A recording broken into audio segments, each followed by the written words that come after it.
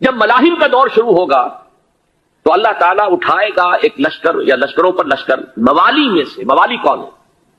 عربوں نے جب فتح کیا تھا اس پورے علاقے کو خلافت راشدہ کے دوران، اور پھر وہ لوگ جو ہے ایک رائے تو یہ تھی کہ غلام بنایا جائے ساری آبادیوں کو، لیکن یہ کہ حضرت عمر کا اجتہاد تھا، اس کے مطابق جو غلام نہیں بنایا گیا تو وہ موالی کی حیثیت رکھتے ہیں.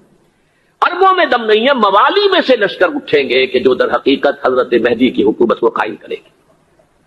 دوسری حدیث سنیے، عن عبداللہ بن الحارث رضی اللہ تعالی عنہ، اور یہ ابن ماجہ کی روایت ہے. قال قال رسول اللہ صلی اللہ علیہ وسلم یخرج الناس من المشرق فیوقعون للمہدی علی سلطانہ. لشکر نکلیں گے، لوگ آئیں گے مشرق سے، اور وہ حضرت مہدی کی حکومت کو جمائیں گے اور قائم کریں گے. اب ذرا نوٹ کیجئے کہ جزیرہ نما عرب کے مشرق میں کون سے ملک ہیں؟ 3: ایران، افغانستان، پاکستان. یہ 3 سالڈ مسلم ممالک، مسلم آبادی اکثریت. ویسے تو یہ کہ آگے ہندوستان میں 20 کروڑ مسلمان ہیں، لیکن وہ 20 کروڑ جو ہے وہ تو 80 کروڑ کے اندر تحلیل ہو جاتے ہیں غیر مسلموں میں. لیکن یہاں جو معاملہ ہے یہ غالب اکثریت. ان میں سے ایران کا معاملہ جہاں تک ہے، نمبر 1 یہ کہ وہ شیعہ عقائد کے حصار میں بند ہے، اس سے ادھر ادھر ہونا اس کے لیے ممکن نہیں.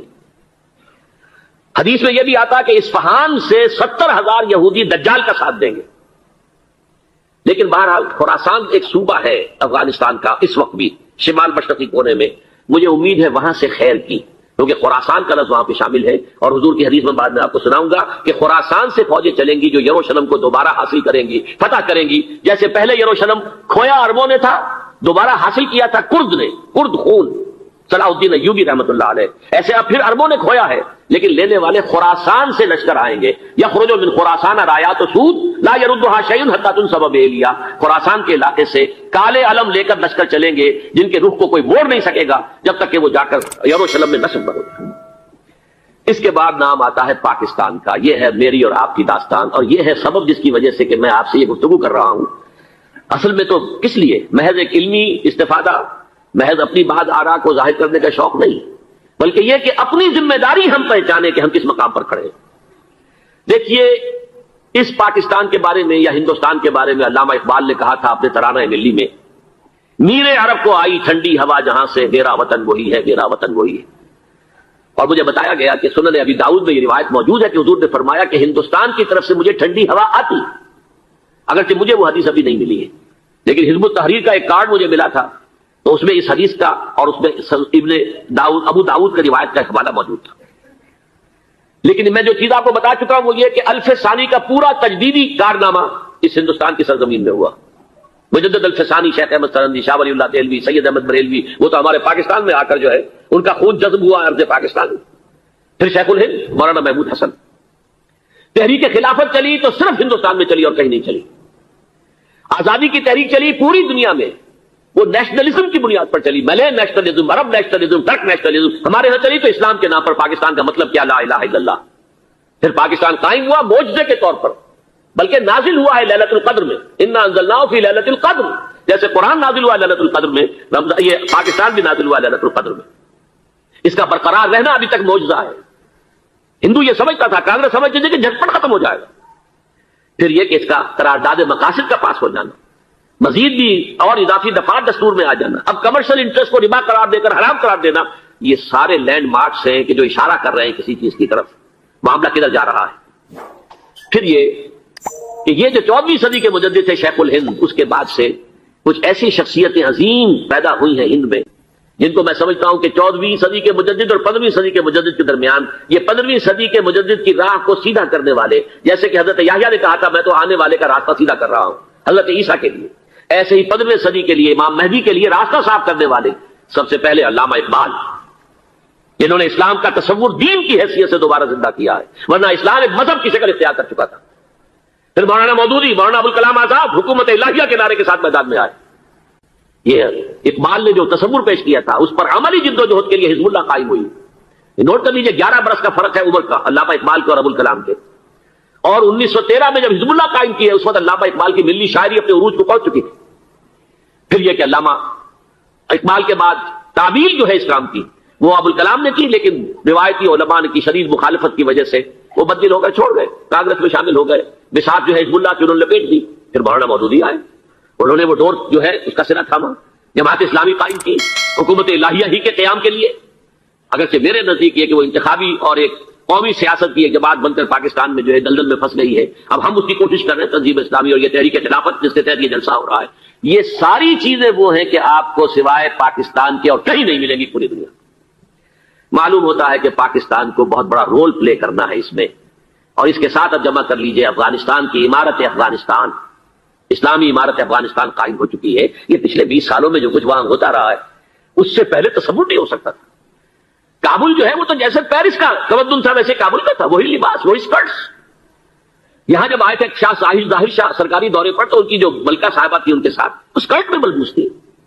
کابل جو ہے وہ بالکل ایک پیرس کی طرح کا شہر تھا. آج کابل جو ہے جا کر دیکھیے, علامہ اقبال کے فرزند بھی دیکھ کر آئے ہیں, تو اگرچہ وہ خود میں سمجھتا ہوں کہ خاصے انہیں آپ لبرل کہیں, آزاد خیال کہیں, لیکن اس درجے متاثر ہو کر آئے تھے کہ انہوں نے یہ کہا افغانستان میں جو میں نے حالات دیکھے ہیں کہ اگر 2-4 اور مسلمان ملکوں کے اندر یہ نظام قائم ہو جائے تو پوری دنیا مسلمان ہو جائے گی. یہ سب کچھ کیسے ہو رہا ہے؟ یہ آنے والے دور کی جھلکیاں ہیں. Coming events are casting their shadows before. یہ سب بتا رہے ہیں کہ پاکستان افغانستان کو مل کر اس میں کوئی عظیم رول پلے کرنا ہے. اور اس کے ضمن میں اب میں علامہ اقبال کے بارے میں آخری بات کہہ رہا ہوں. علامہ اقبال کے بارے میں عام یہ خیال ہے, انہوں نے اپنے خطبات میں مہدی کا اور نزول مسیح کا, حالانکہ میں کل پڑھ رہا تھا مولانا سید احمد اکبر آبادی رحمۃ اللہ علیہ کا ایک مقالہ ان کا کہ علامہ اقبال نے ابن خلدون کے بارے میں یہ کہا ہے کہ مہدی کا اور نزول عیسیٰ کا دونوں کا انہوں نے انکار کیا ہے. حالانکہ ابن خلدون نے نزول عیسیٰ کا انکار نہیں کیا, صرف مہدی کا انکار کیا. بہرحال علامہ اقبال نے خطبات میں انکار کیا ہے. لیکن یہ کہ اپنی شاعری کے اندر میں چیلنج کرتا ہوں کسی بڑے سے بڑے اقبال شناس کو, ان کا یہ شعر ذرا سنیے. خضر وقت از خلوت دشت حجاز آیت برو, کارواں زی وادی دور و دراز آیت برو. خضر وقت, امام وقت, رہنمائے وقت, قائد وقت, خلوت دشت حجاز, حجاز کی صحرا کی کسی خلوت گزینی سے نکل کر باہر آئیں گے. میں حیران ہوتا ہوں علامہ کے اس فکر پر اور اس مصرے پر. یہاں انہوں نے شیعہ اور سنی دونوں کے کانسیپٹ جمع کر دیے. شیعہ کا کانسیپٹ یہ چھپے ہوئے کسی غار میں وہاں سے برآمد ہوں گے, اور ہمارا کانسیپٹ میں ام سلمہ رضی اللہ تعالیٰ عنہ کی حدیث سنا چکا, چھپے ہوئے ہوں گے وہ وہاں پر. مدینے سے نکل کر آ کر مکے میں چھپ جائیں گے. اس خانہ جنگی کی حالت میں لوگ ان کی طرف دیکھ رہے ہوں گے, سوچتے ہوں گے انہیں میدان میں آنا چاہیے, کوئی پارٹ پلے کرنا چاہیے, امت کی رہنمائی کرنی چاہیے. لیکن وہ چھپیں گے, وہ کارے ہوں گے, وہ اس ذمہ داری کو قبول نہیں کرنا چاہیں گے, جا کے چھپ جائیں گے مکے میں. وہاں سے مکے والے انہیں نکالیں گے, اور وہ کارے ہوں گے, انہیں بالکل یہ پسند نہیں ہوگا کہ یہ ذمہ داری اٹھائیں. تو خضر وقت خلوت دشت حجاز آیت برو, کارواں زی وادی دور و دراز آیت برو. کارواں جو چلے گا ان کی مدد کے لیے اس وادی دور و دراز, اس زی عظیم وادی دور و دراز, یہ وادی سندھ ہے. وادی سندھ جو ہے ہم سمجھتے ہیں کہ صرف یہ پاکستان اور پنجاب جو ہے یہ اس میں شامل ہے. سندھ اور پنجاب نہیں, افغانستان کا پورا مشرقی علاقہ اس میں شامل ہے. جیسے دریائے جہلم سندھ میں جا رہا ہے, جیسے دریائے گلگت سندھ میں آ کر ملتا ہے, جیسے دریائے چناب اور راوی اور جہلم اور یہ سب جا رہے ہیں اور آ رہے ہیں, اسی طرح دریائے کابل کہاں سے آ رہا ہے, دریائے گومل کہاں سے آ رہا ہے, ٹوچی کہاں سے آ رہا ہے.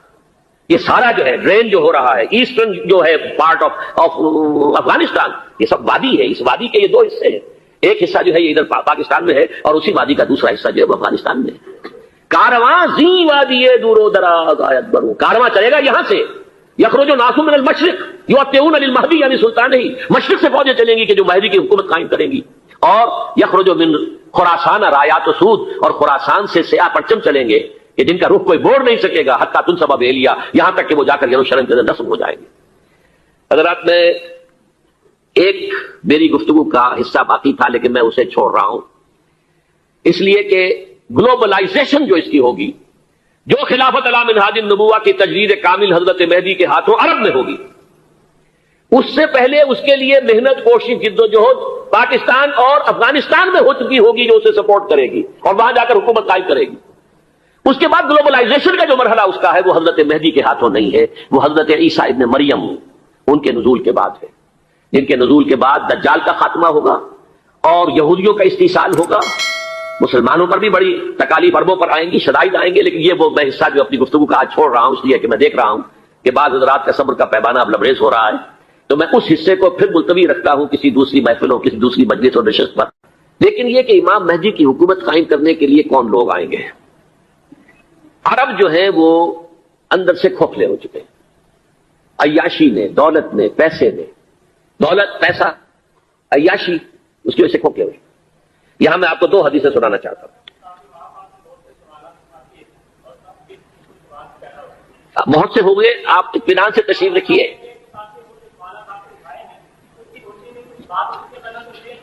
بہت ہوگی، بات ہوگی، آپ اس طرح صبر سے سن لیجئے. میں اب تقریباً اپنی گفتگو کے اختتام تک پہنچ رہا ہوں. سنن ابن ماجہ کی روایت ہے حضرت ابو ہریرہ سے رضی اللہ تعالی عنہ قال قال رسول اللہ صلی اللہ علیہ وسلم اذا وقعت الملاحم بعث اللہ بعثا من الموالی هم اکرم العرب فرسا واجودہ سلاحا یؤید اللہ بہم الدین. رواہ ابن ماجہ عن ابی ہریرہ رضی اللہ تعالی عنہ. جب ملاحم کا دور شروع ہوگا تو اللہ تعالیٰ اٹھائے گا ایک لشکر یا لشکروں پر لشکر موالی میں سے. موالی کون ہے؟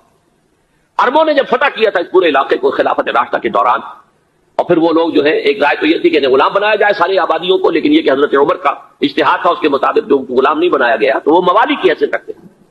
عربوں میں دم نہیں ہے، موالی میں سے لشکر اٹھیں گے کہ جو در حقیقت حضرت مہدی کی حکومت کو قائم کرے گی. دوسری حدیث سنیے عن عبداللہ بن الحارث رضی اللہ تعالی عنہ، اور یہ ابن ماجہ کی روایت ہے.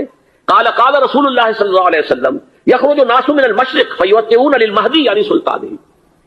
لشکر نکلیں گے، لوگ آئیں گے مشرق سے، اور وہ حضرت مہدی کی حکومت کو جمائیں گے اور قائم کریں گے. اب ذرا نوٹ کیجئے کہ جزیرہ نما عرب کے مشرق میں کون سے ملک ہیں؟ 3: ایران، افغانستان، پاکستان. یہ 3 سالڈ مسلم ممالک، مسلم آبادی اکثریت. ویسے تو یہ کہ آگے ہندوستان میں 20 کروڑ مسلمان ہیں، لیکن وہ 20 کروڑ جو ہے وہ تو 80 کروڑ کے اندر تحلیل ہو جاتے ہیں غیر مسلموں میں. لیکن یہاں جو معاملہ ہے یہ خالص اکثریت ہے. ان میں سے ایران کا معاملہ جہاں تک ہے، نمبر 1 یہ کہ وہ شیعہ عقائد کے حصار میں بند ہے، اس سے ادھر ادھر ہونا اس کے لیے ممکن نہیں. حدیث میں یہ بھی آتا کہ اصفہان سے 70,000 یہودی دجال کا ساتھ دیں گے. لیکن بہرحال خراسان ایک صوبہ ہے افغانستان کا اس وقت بھی شمال مشرقی کونے میں. مجھے امید ہے وہاں سے خیر کی، کیونکہ خراسان کا لفظ وہاں پہ شامل ہے. اور حضور کی حدیث میں بعد میں آپ کو سناؤں گا کہ خراسان سے فوجیں چلیں گی جو یروشلم کو دوبارہ حاصل کریں گی، فتح کریں گی. جیسے پہلے یروشلم کھویا عربوں نے تھا، دوبارہ حاصل کیا تھا کرد نے، کرد خون صلاح الدین ایوبی رحمۃ اللہ علیہ. ایسے اب پھر عربوں نے کھویا ہے، لیکن لینے والے خراسان سے لشکر آئیں گے. یخرج من خراسان رایات سود لا يردها شیء حتی تنصب بإیلیا. خراسان کے علاقے سے کالے علم لے کر لشکر چلیں گے جن کے رخ کو کوئی موڑ نہیں سکے گا جب تک کہ وہ جا کر یروشلم میں نصب نہ ہو جائے. اس کے بعد نام آتا ہے پاکستان کا. یہ ہے میری اور آپ کی داستان، اور یہ ہے سبب جس کی وجہ سے کہ میں آپ سے یہ گفتگو کر رہا ہوں. اصل میں تو کس لیے؟ محض ایک علمی استفادہ، محض اپنی بات آراء کو ظاہر کرنے کا شوق نہیں، بلکہ یہ کہ اپنی ذمہ داری ہم پہچانے کہ ہم کس مقام پر کھڑے ہیں. دیکھیے اس پاکستان کے بارے میں یا ہندوستان کے بارے میں علامہ اقبال نے کہا تھا اپنے ترانہ ملی میں، میر عرب کو آئی ٹھنڈی ہوا جہاں سے، میرا وطن وہی ہے، میرا وطن وہی ہے. اور مجھے بتایا گیا کہ سنن ابی داؤد میں یہ روایت موجود ہے کہ حضور نے فرمایا کہ ہندوستان کی طرف سے مجھے ٹھنڈی ہوا آتی، اگرچہ مجھے وہ حدیث ابھی نہیں ملی ہے، لیکن حزب التحریر کا ایک کارڈ مجھے ملا تھا، تو اس میں اس حدیث کا اور اس میں ابن داؤد ابو داؤد کا روایت کا ایک حوالہ موجود تھا. لیکن میں جو چیز آپ کو بتا چکا ہوں وہ یہ کہ الف ثانی کا پورا تجدیدی کارنامہ اس ہندوستان کی سرزمین میں ہوا. مجدد الف ثانی شیخ احمد سرندی، شاہ ولی اللہ دہلوی، سید احمد بریلوی، وہ تو ہمارے پاکستان میں آ کر جو ہے ان کا خون جذب ہوا ارض پاکستان میں. پھر شیخ الہند مولانا محمود حسن.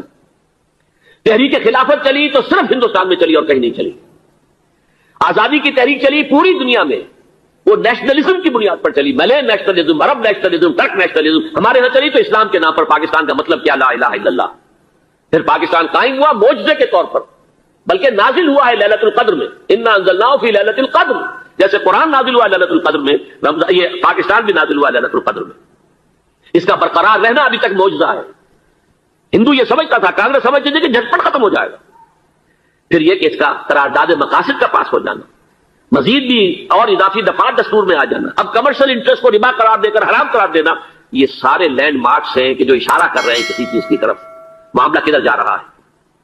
پھر یہ کہ یہ جو 14ویں صدی کے مجدد تھے شیخ الہند، اس کے بعد سے کچھ ایسی شخصیتیں عظیم پیدا ہوئی ہیں ہند میں جن کو میں سمجھتا ہوں کہ 14ویں صدی کے مجدد اور 15ویں صدی کے مجدد کے درمیان یہ 15ویں صدی کے مجدد کی راہ کو سیدھا کرنے والے، جیسے کہ حضرت یحییٰ نے کہا تھا میں تو آنے والے کا راستہ سیدھا کر رہا ہوں حضرت عیسیٰ کے لیے، ایسے ہی 15ویں صدی کے لیے امام مہدی کے لیے راستہ صاف کرنے والے سب سے پہلے علامہ اقبال، جنہوں نے اسلام کا تصور دین کی حیثیت سے دوبارہ زندہ کیا ہے، ورنہ اسلام ایک مذہب کی شکل اختیار کر چکا تھا.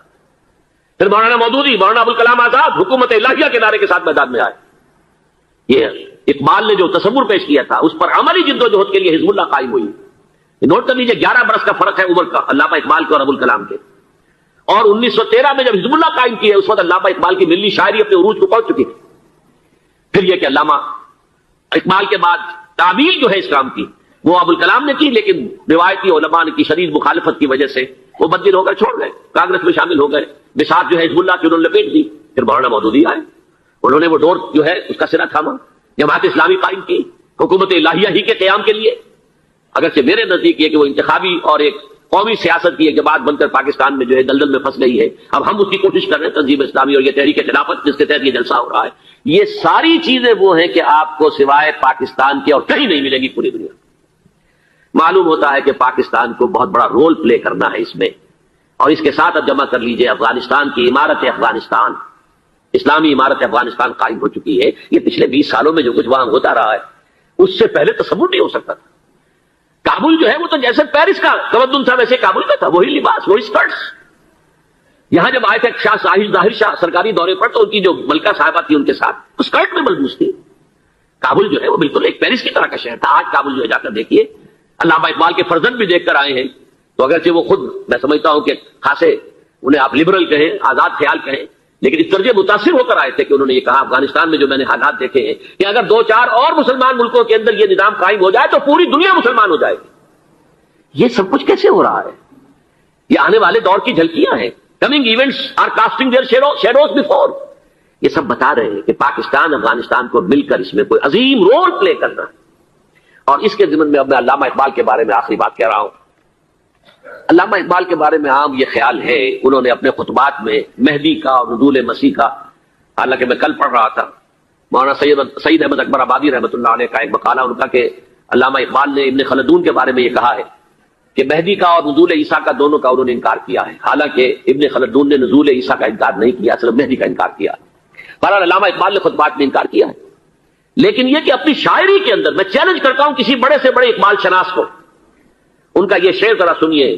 خضر وقت از خلوت دشت حجاز آید بروں، کارواں زی وادی دور و دراز آید بروں.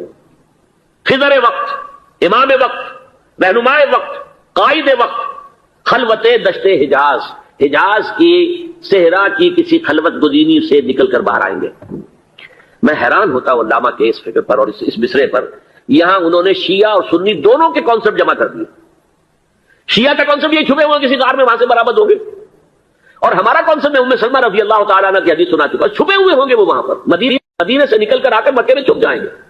اس خانہ جنگی کی حالت میں لوگ ان کی طرف دیکھ رہے ہوں گے، سوچتے ہوں گے انہیں میدان میں آنا چاہیے، کوئی پارٹ پلے کرنا چاہیے، امت کی رہنمائی کرنی چاہیے. لیکن وہ چھپیں گے، وہ کارے ہوں گے، وہ اس ذمہ داری کو قبول نہیں کرنا چاہیں گے، جا کے چھپ جائیں گے مکے میں. وہاں سے مکے والے انہیں نکالیں گے اور وہ کارے ہوں گے، انہیں بالکل یہ پسند نہیں ہوگا کہ یہ ذمہ داری اٹھائیں. تو خضر وقت خلوت دشت حجاز آیت بروں، کارواں زی وادی دور و دراز آیت بروں. کارواں جو چلے گا ان کی مدد کے لیے اس وادی دور و دراز، اس زی عظیم وادی دور و دراز، یہ وادی سندھ ہے.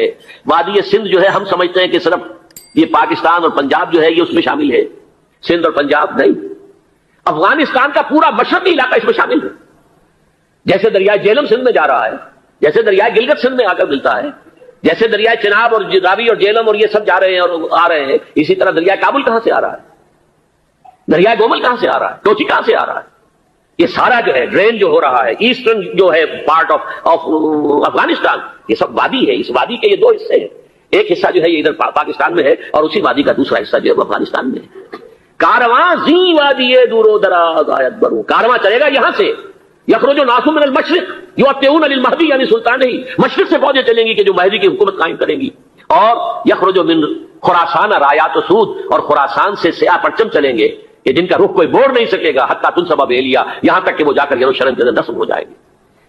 حضرات میں ایک میری گفتگو کا حصہ باقی تھا لیکن میں اسے چھوڑ رہا ہوں، اس لیے کہ گلوبلائزیشن جو اس کی ہوگی، جو خلافت علی منہاج النبوہ کی تجدید کامل حضرت مہدی کے ہاتھوں عرب میں ہوگی، اس سے پہلے اس کے لیے محنت، کوشش، جد و جہد پاکستان اور افغانستان میں ہو چکی ہوگی جو اسے سپورٹ کرے گی اور وہاں جا کر حکومت قائم کرے گی. اس کے بعد گلوبلائزیشن کا جو مرحلہ اس کا ہے وہ حضرت مہدی کے ہاتھوں نہیں ہے، وہ حضرت عیسیٰ ابن مریم ان کے نزول کے بعد ہے. جن کے نزول کے بعد دجال کا خاتمہ ہوگا اور یہودیوں کا استحصال ہوگا. مسلمانوں پر بھی بڑی تکالیف عربوں پر آئیں گی، شدائد آئیں گے. لیکن اب 15ویں صدی میں ہم ہیں. اب ایک بات میں کہہ رہا ہوں اور وہ میری ذاتی رائے ہے، گمان اندازہ اس میں مجھ سے اختلاف کرنے کا ہر ایک کو حق ہے. میرے نزدیک 15ویں صدی ہجری اب مجدد کامل الامام المہدی سلسلہ تجدید خلافت کی آخری کڑی کے ظہور کا وقت ہے. اس میں مجھے ایک تو قرآن مجید سے اشارہ ملا ہے، اشارہ ہے، میں اسے تفسیر نہیں کہتا. میرے نزدیک قرآن مجید میں چند آیتیں سورہ مدثر کی اور چند آیتیں سورہ انشقاق کی بڑی عجیب ہیں. سورہ مدثر کی آیات میں حضور کی آمد کا نقشہ کھینچا گیا ہے. کلا والقمر واللیل اذ ادبر والصبح اذا اسفر انہا لإحدى الکبر نذیرا للبشر لمن شاء منکم ان یتقدم او یتأخر. نہیں، قسم ہے چاند کی. کلا والقمر واللیل اذ ادبر، اور رات کی جبکہ وہ پیٹ موڑ لے جانے لگے اور صبح کی جبکہ وہ روشن ہو جائے. حضور سے پہلے 600 برس ایسے گزرے ہیں دنیا میں کہ نبوت کا سورج نہیں تھا. بس چاند جیسے مستعار روشنی چاند کی ہوتی ہے، تو سابقہ انبیاء کی مستعار روشنی تو کوئی دنیا میں تھی، دھندلی دھندلی جیسی چاند کی ہوتی ہے، لیکن وہ سورج نہیں تھا. لیکن اب وہ رات ختم ہو رہی ہے، وہ لیل اذ ادبر جا رہی ہے. محمد صلی اللہ علیہ وسلم کا سورج، یہ شمس نبوت و رسالت طلوع ہو گیا. والصبح اذا اسفر انہا لإحدى الکبر. بہت بڑی باتوں میں سے ایک بات ہے جو ہوئی ہے، وہ معمولی واقعہ نہیں ہے. احدى الکبر، یہ تاریخ انسانی کے عظیم ترین واقعات میں سے ہے. بعثت محمدی نذیرا للبشر، پوری نوع انسانی کے لیے نذیر بن کر آئے. یہ تو ہے حضور کا معاملہ. لیکن اب جو معاملہ ہونا ہے دوبارہ، اس لیے کہ خلافت علی منہاج النبوت دوبارہ اب قائم ہوگی انشاءاللہ. حضور کے بعد میں آپ کو بتا چکا ہوں، خلافت راشدہ ختم ہونے کے بعد سے زوال زوال زوال زوال زوال زوال زوال زوال زوال، تھوڑا سا 2.5 سال کا 2 سال کا وقفہ آیا ہے حضرت عمر بن عبدالعزیز کا. ورنہ زوال زوال زوال زوال زوال. اگرچہ اس زوال کو 1000 سال لگے ہیں. یہ عمارت جو محمد نے بنائی تھی ایک دن میں نہیں گر گئی صلی اللہ علیہ وسلم. کھنڈر بتا رہے ہیں عمارت عظیم تھی. 1000 سال کے بعد پھر یورپ کے سیلاب نے آ کر اس کو گرایا ہے اور ختم کیا ہے. ورنہ 1000 سال تک سطوت و شوکت کے ساتھ امت مسلمہ تو موجود رہی ہے، چاہے اسلام جو ہے وہ حکومت کی سطح پر موجود نہیں تھا. بہرحال اب جو اس کا دور آیا ہے دوبارہ خلافت علی منہاج النبوہ کا دور، اس کا نقشہ سورہ انشقاق میں کھینچا گیا ہے. فلا اقسم بالشفق. اب دیکھیے سورج غروب ہو گیا. حضور کی بعثت کے وقت وہ سورج رسالت طلوع ہوا تھا، اب وہ سورج غروب ہو چکا ہے. سورج کے غروب ہونے کے بعد صرف روشنی رہ جاتی ہے شفق کی، سرخ سی، بس وہی باقی رہ گئی. اور باقی کیا رہ گیا؟ بدا الاسلام غریبا ویسعود کما بدا فطوبى للغرباء. فلا اقسم بالشفق واللیل وما وسق. رات کی سی تاریکی ہے اور جو کچھ اس نے اپنے اندر جمع کر لیا ہے.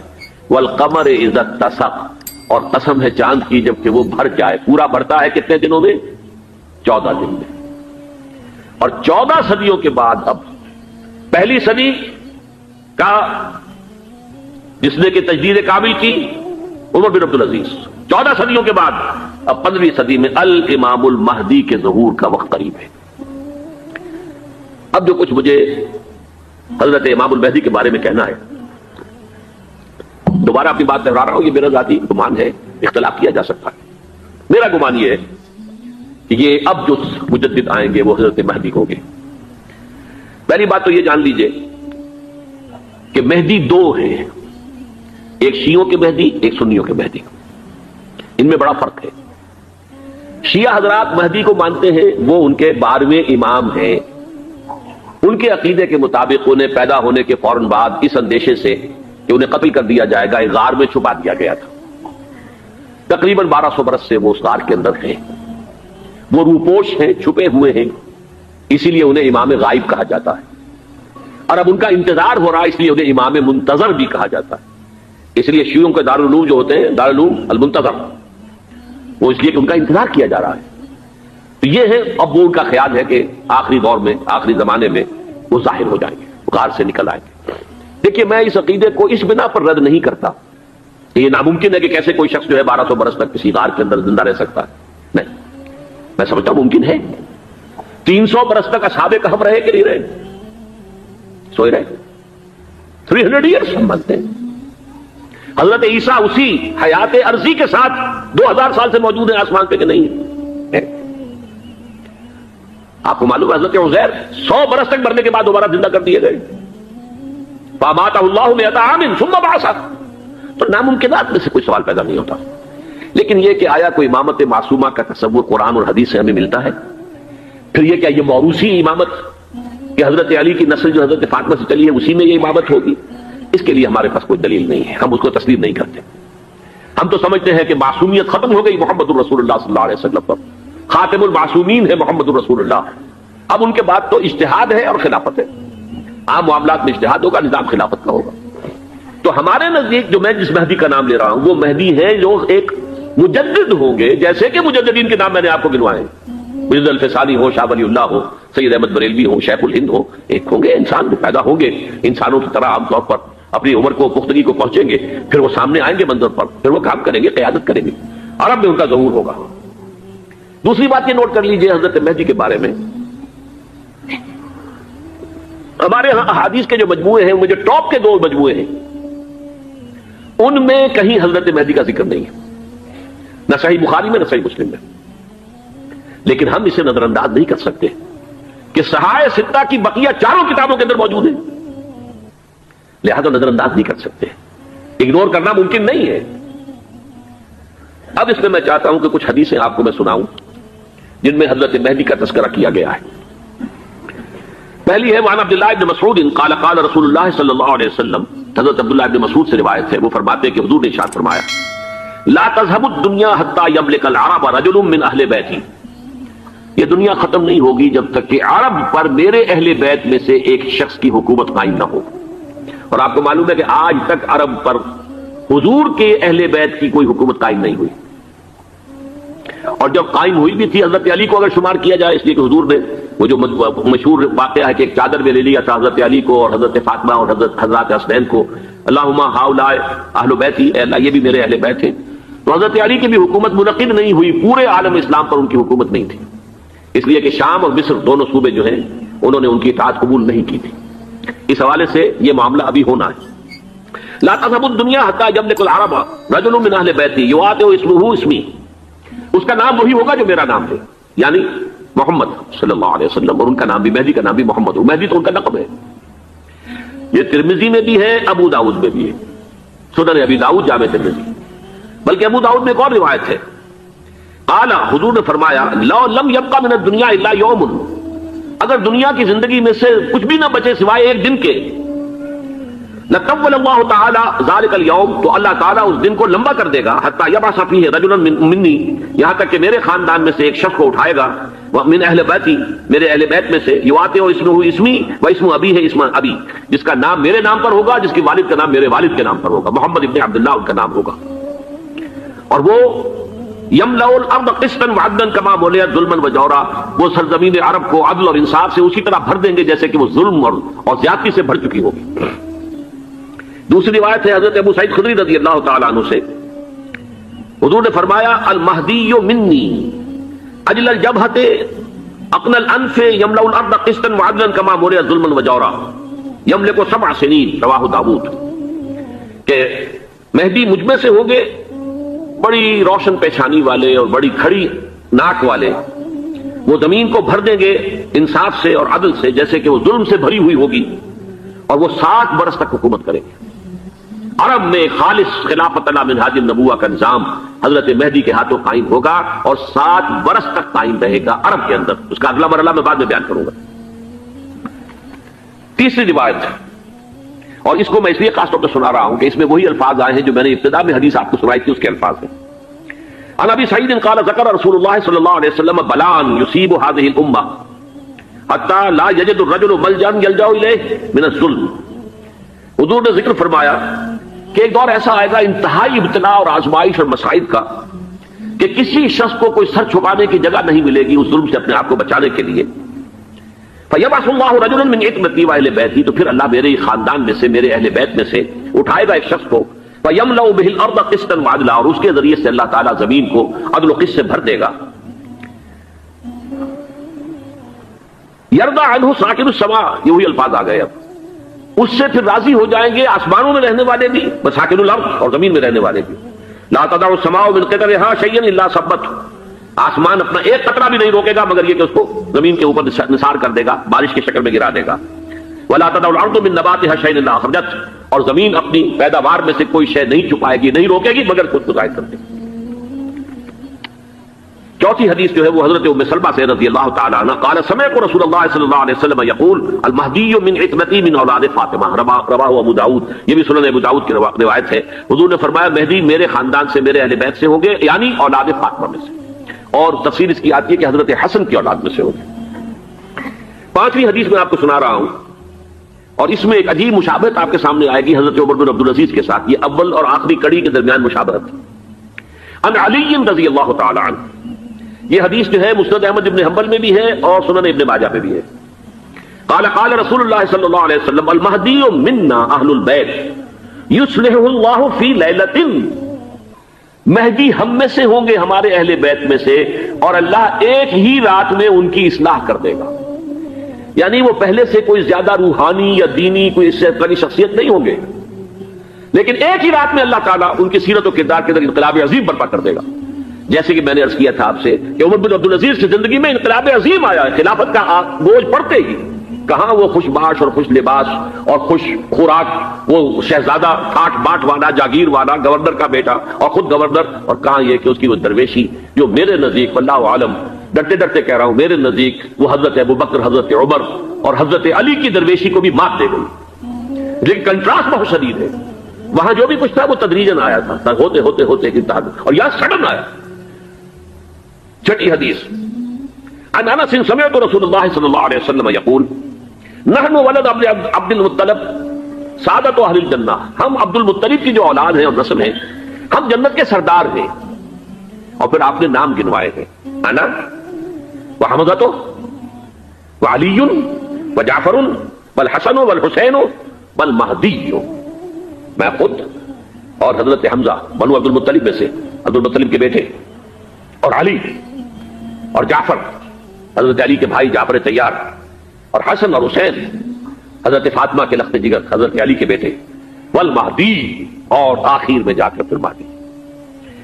اب میں آپ کو ایک حدیث سنانے چلا ہوں، اس میں ایک عجیب نقشہ سامنے آتا ہے کہ یہ مہدی جب ظاہر ہوں گے تو کس طور سے ظاہر ہوں گے، ان کے ظہور کی کیفیت کیا ہوگی، کیف یظہر. یہ روایت ہے حضرت ام سلمہ سے رضی اللہ تعالی عنہا، حضور کی زوجہ محترمہ ہے. فرماتی ہیں ام سلمہ عن النبی صلی اللہ علیہ وسلم قال یکون اختلاف عند موت خلیفۃ، موت خلیفۃ، حضور نے فرمایا ایک خلیفہ کی موت پر اختلاف واقع ہو جائے گا، خانہ جنگی ہو جائے گی. فیخرج رجل من اہل المدینہ حاربا الی مکہ، پھر مدینے کے لوگوں میں سے ایک شخص نکلے گا، بھاگے گا اور جا کر پناہ لے گا اور چھپ جائے گا مکے میں. فیاتیہ ناس من اہل مکہ، پھر اس کے پاس آئیں گے اہل مکہ، مکہ کے لوگ، فیخرجونہ، اور اسے نکالیں گے، جہاں وہ چھپے ہوئے ہوں گے وہاں سے نکالیں گے. وہو کارہ، اور وہ بالکل اس کو پسند نہیں کر رہے ہوں گے، نہ وہ خواہش مند ہوں گے کہ ان کے وہ ہاتھ پر بیعت کی جائے، نہ وہ یہ چاہیں گے کہ وہ میدان میں آئیں اور ان کو جو ہے اپنا لیڈر مانا جائے. وہو کارہ فیبایعونہ بین الرکن والمقام، لیکن لوگ جو ہے پھر اصرار کے ساتھ ان کے ہاتھ پر بیعت کریں گے رکن اور مقام کے درمیان. رکن وہ کونا ہے خانہ کعبہ کا جس میں حجر اسود لگا ہوا ہے، اور مقام ابراہیم جو ہے، ان دونوں کے مابین جو یہ علاقہ ہے یہاں پر وہ بیعت ہوگی. وَيُبْعَثُ إِلَيْهِ بَعْثٌ مِنَ الشَّامِ، ان کے خلاف ایک لشکر بھیجا جائے گا شام سے. نہیں کہا جا سکتا کہ باسی حکومت اس وقت کی جو ہے اس کی طرف سے کوئی مسئلہ اصلاح کا اٹھ کھڑا ہو، اس لیے کہ ابھی تو بہرحال باسی حکومت وہاں ہے. فَيُخْصَفُ بِهِمْ بِالْبَيْضَاءِ بَيْنَ مَكَّةَ وَالْمَدِينَةِ، لیکن اللہ تعالیٰ اس لشکر کو مکے اور مدینے کے درمیان وادی بیضاء میں دھسا دے گا زمین کے اندر پورے کے پورے لشکر کو. فَإِذَا رَأَى النَّاسُ ذَلِكَ، جب لوگ یہ دیکھیں گے اتنی بڑی نشانی ظاہر ہو گئی، أَتَاهُ أَبْدَالُ الشَّامِ وَعَصَائِبٌ مِنَ الْعِرَاقِ فَيُبَايِعُونَهُ، اب شام سے سارے کے سارے جو اولیاء اللہ ہیں وہ بھی آئیں گے، اور عراق سے جوک در جوک لوگ آئیں گے اور ان سے بیعت کریں گے. وَيَعْمَلُ فِي النَّاسِ بِسُنَّةِ نَبِيِّهِمْ، پھر وہ عمل کریں گے لوگوں کے مابین، حکومت کریں گے اپنے نبی کی سنت کے مطابق. وَيُلْقِي الْإِسْلَامُ بِجَرَانِهِ، اور اسلام اپنی گردن زمین پر ٹکا دے گا. وَالْأَرْضَ فِي الْأَرْضِ، زمین میں. فَيَلْبَسُ 7 سنین، پھر وہ 70 برس تک حکمران رہیں گے، 7 برس تک حکمران رہیں گے. ثم یتوفا، پھر ان کا انتقال ہوگا. ویصلی علیہ المسلمون، اور مسلمان ان پر نماز پڑھیں گے. یہ جو میں نے آپ کے سامنے نقشہ کھینچا ہے، اس سے اب میں ایک نتیجہ نکالتا ہوں. اسے بھی میرا گمان کہیے، اختلاف بھی کر سکتے ہیں آپ، اگر اس کو وزنی سمجھے تو قبول بھی کر سکتے ہیں.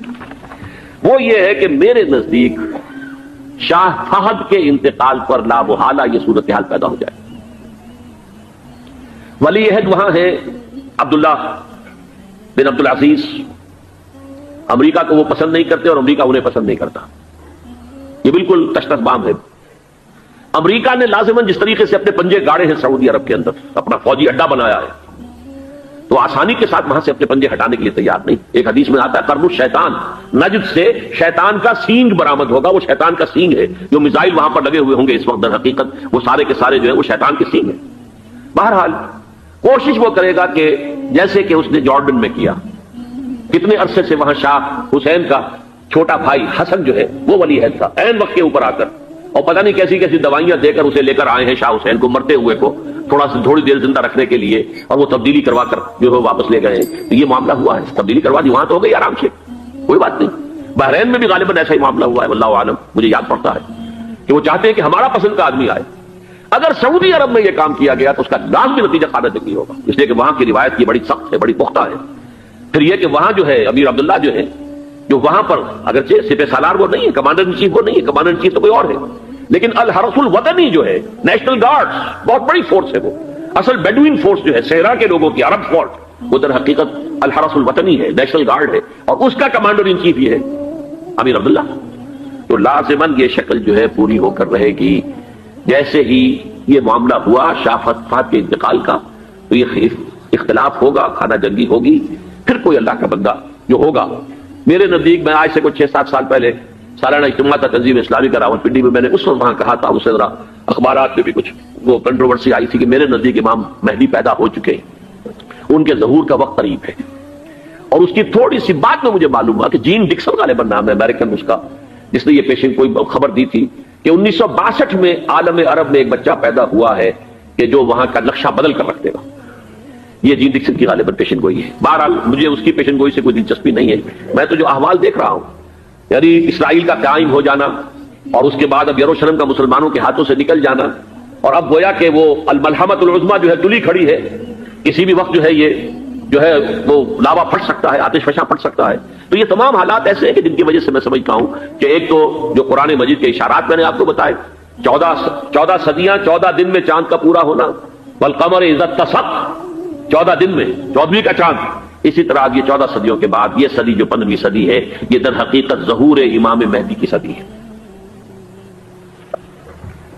لیکن یہ کہ امام مہدی کی حکومت قائم کرنے کے لیے کون لوگ آئیں گے؟ عرب جو ہیں وہ اندر سے کھوکھلے ہو چکے ہیں. عیاشی نے، دولت نے، پیسے نے، دولت، پیسہ، عیاشی، اس کی وجہ سے کھوکھلے ہو چکے. یہاں میں آپ کو 2 حدیثیں سنانا چاہتا ہوں. بہت سے ہو گئے، آپ اطمینان سے تشریف رکھیے.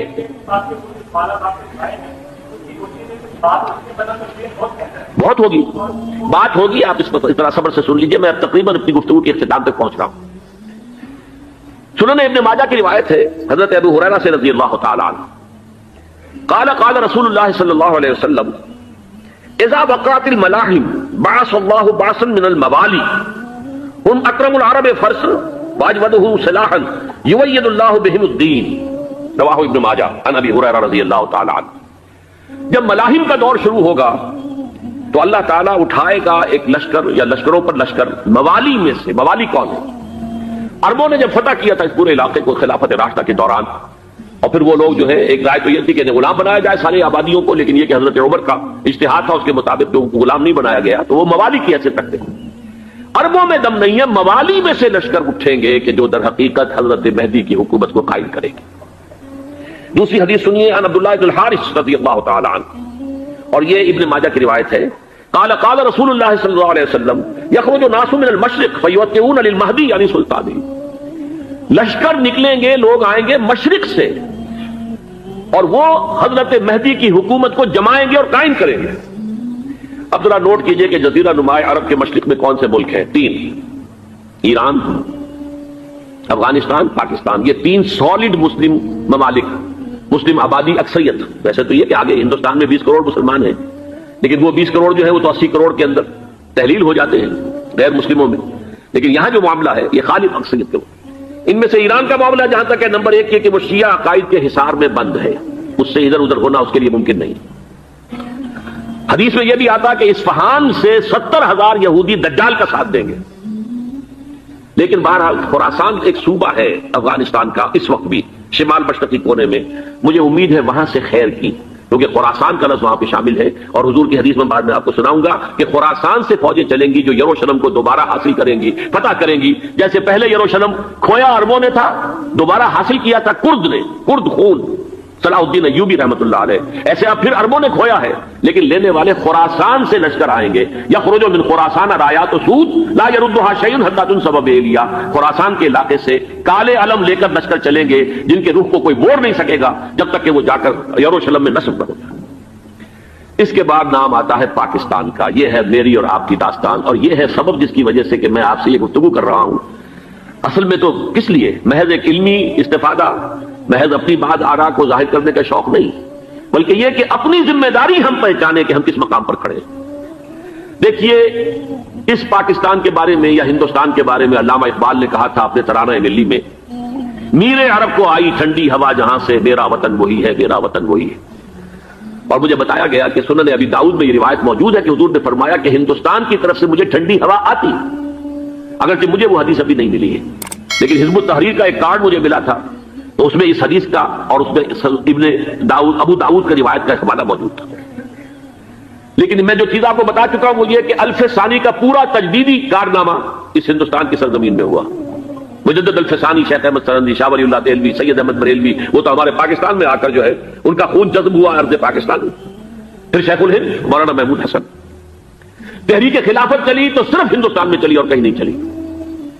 آزادی کی تحریک چلی پوری دنیا میں، وہ نیشنلزم کی بنیاد پر چلی، ملے نیشنلزم، عرب نیشنلزم، ٹرک نیشنلزم. ہمارے ہاں چلی تو اسلام کے نام پر. پاکستان کا مطلب کیا؟ لا الہ الا اللہ.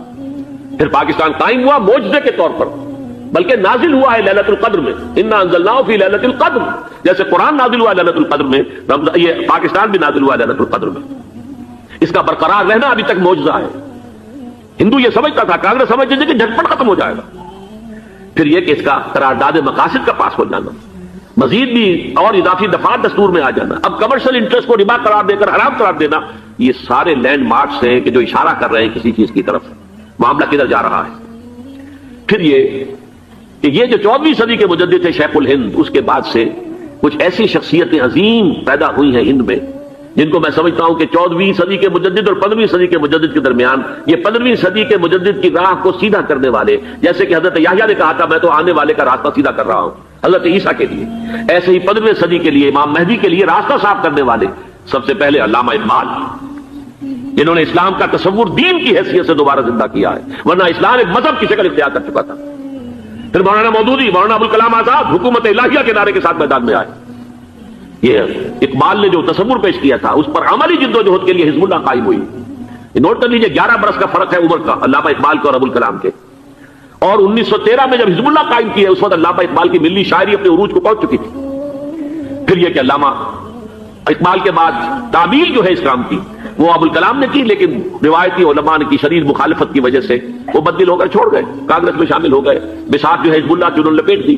پھر مولانا مودودی آئے، انہوں نے وہ ڈور جو ہے اس کا سرا تھاما، جماعت اسلامی قائم کی حکومت الہیہ ہی کے قیام کے لیے. اگرچہ میرے نزدیک یہ کہ وہ انتخابی اور ایک قومی سیاست کی ایک جماعت بن کر پاکستان میں جو ہے دلدل میں پھنس گئی ہے، اب ہم اس کی کوشش کر رہے ہیں تنظیم اسلامی اور یہ تحریک خلافت جس کے تحت یہ جلسہ ہو رہا ہے. یہ ساری چیزیں وہ ہیں کہ آپ کو سوائے پاکستان کے اور کہیں نہیں ملیں گی پوری دنیا. معلوم ہوتا ہے کہ پاکستان کو بہت بڑا رول پلے کرنا ہے اس میں. اور اس کے ساتھ اب جمع کر لیجئے افغانستان کی عمارت افغانستان، اسلامی عمارت افغانستان قائم ہو چکی ہے. یہ پچھلے 20 سالوں میں جو کچھ وہاں ہوتا رہا ہے اس سے پہلے تصور نہیں ہو سکتا تھا. کابل جو ہے وہ تو جیسے پیرس کا تمدن تھا ویسے کابل کا تھا، وہی لباس، وہی اسکرٹس. یہاں جب آئے تھے شاہ ظاہر شاہ سرکاری دورے پر تو ان کی جو ملکہ صاحبہ تھی ان کے ساتھ اسکرٹ میں ملبوس تھی. کابل جو ہے وہ بالکل ایک پیرس کی طرح کا شہر تھا. آج کابل جو ہے جا کر دیکھیے، علامہ اقبال کے فرزند بھی دیکھ کر آئے ہیں تو اگرچہ وہ خود میں سمجھتا ہوں کہ خاصے انہیں آپ لبرل کہیں، آزاد خیال کہیں، لیکن اس درجے متاثر ہو کر آئے تھے کہ انہوں نے یہ کہا افغانستان میں جو میں نے حالات دیکھے ہیں کہ اگر 2-4 اور مسلمان ملکوں کے اندر یہ نظام قائم ہو جائے تو پوری دنیا مسلمان ہو جائے گی۔ یہ سب کچھ کیسے ہو رہا ہے؟ یہ آنے والے دور کی جھلکیاں ہیں۔ Coming events are casting their shadows before. یہ سب بتا رہے ہیں کہ پاکستان افغانستان کو مل کر اس میں کوئی عظیم رول پلے کرنا ہے۔ اور اس کے ضمن میں اب میں علامہ اقبال کے بارے میں آخری بات کہہ رہا ہوں۔ علامہ اقبال کے بارے میں عام یہ خیال ہے، انہوں نے اپنے خطبات میں مہدی کا اور نزول مسیح کا، حالانکہ میں کل پڑھ رہا تھا مولانا سعید احمد اکبر آبادی رحمۃ اللہ علیہ کا ایک مقالہ ان کا کہ علامہ اقبال نے ابن خلدون کے بارے میں یہ کہا ہے کہ مہدی کا اور نزول عیسیٰ کا دونوں کا انہوں نے انکار کیا ہے، حالانکہ ابن خلدون نے نزول عیسیٰ کا انکار نہیں کیا، صرف مہدی کا انکار کیا۔ بہرحال علامہ اقبال نے خطبات میں انکار کیا ہے، لیکن یہ کہ اپنی شاعری کے اندر میں چیلنج کرتا ہوں کسی بڑے سے بڑے اقبال شناس کو، ان کا یہ شعر ذرا سنیے۔ خضر وقت از خلوت دشت حجاز آید بروں، کارواں زی وادی دور و دراز آید بروں۔ خضر وقت، امام وقت، رہنمائے وقت، قائد وقت، خلوت دشت حجاز، حجاز کی صحرا کی کسی خلوت گزینی سے نکل کر باہر آئیں گے۔ میں حیران ہوتا ہوں علامہ کے اس فکر پر اور اس مصرے پر۔ یہاں انہوں نے شیعہ اور سنی دونوں کے کانسیپٹ جمع کر دیے۔ شیعہ کا کانسیپٹ یہ چھپے ہوئے کسی غار میں وہاں سے برآمد ہوں گے، اور ہمارا کانسیپٹ میں ام سلمہ رضی اللہ تعالیٰ عنہ کی حدیث سنا چکا، چھپے ہوئے ہوں گے وہ وہاں پر، مدینے سے نکل کر آ کر مکے میں چھپ جائیں گے۔ اس خانہ جنگی کی حالت میں لوگ ان کی طرف دیکھ رہے ہوں گے، سوچتے ہوں گے انہیں میدان میں آنا چاہیے، کوئی پارٹ پلے کرنا چاہیے، امت کی رہنمائی کرنی چاہیے، لیکن وہ چھپیں گے، وہ کارے ہوں گے، وہ اس ذمہ داری کو قبول نہیں کرنا چاہیں گے، جا کے چھپ جائیں گے مکے میں، وہاں سے مکے والے انہیں نکالیں گے، اور وہ کارے ہوں گے، انہیں بالکل یہ پسند نہیں ہوگا کہ یہ ذمہ داری اٹھائیں۔ تو خضر وقت از خلوت دشت حجاز آیت بروں، کارواں زی وادی دور و دراز آیت بروں۔ کارواں جو چلے گا ان کی مدد کے لیے اس وادی دور و دراز، اس زی عظیم وادی دور و دراز، یہ وادی سندھ ہے۔ وادی سندھ جو ہے ہم سمجھتے ہیں کہ صرف یہ پاکستان اور پنجاب جو ہے یہ اس میں شامل ہے، سندھ اور پنجاب نہیں، افغانستان کا پورا مشرقی علاقہ اس میں شامل ہے۔